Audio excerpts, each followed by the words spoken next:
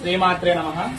శ్రీ వారాహి అమ్మవారి ఆలయంలో 5 శుక్రవారాలు పూర్తయిన తర్వాత 5వ శుక్రవారం నాడు ఇలా కందదీపాలు పెట్టి ఇట్లా కందదీపాలు పెట్టాలమ్మా. అలాగే కందదీపాలు పెట్టిన తర్వాత ఆమెకు ఇష్టమైన పంచపర్వణాలతో అమ్మవారికి నైవేద్యం నివేదించాలి.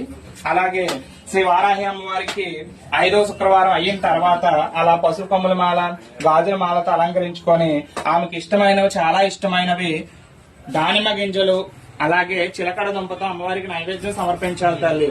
అలా సమర్పించిన వెంబటనే అమ్మవారు మనల్ని అనుగ్రహించి మనం అనుకున్న కోరిక అతి త్వరలోనే నెరవేరుస్తుందమ్మా. కాబట్టి ప్రతి ఒక్కరూ కూడా అమ్మవారిని దర్శించుకొని అలాగే అమ్మవారికి 5 శుక్రవారాలు తలంపు పెట్టుకొని 5వ శుక్రవారం నాడు మీ కోరిక నెరవేర్చుకుంటారని మనస్ఫూర్తిగా కోరుకుంటున్నాను తల్లి. జై వారాహి. శ్రీమాత్రే నమః.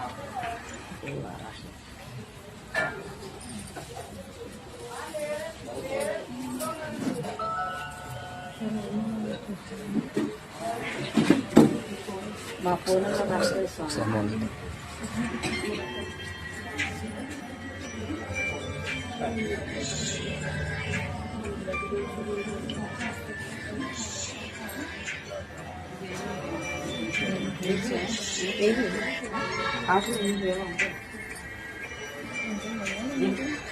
సరే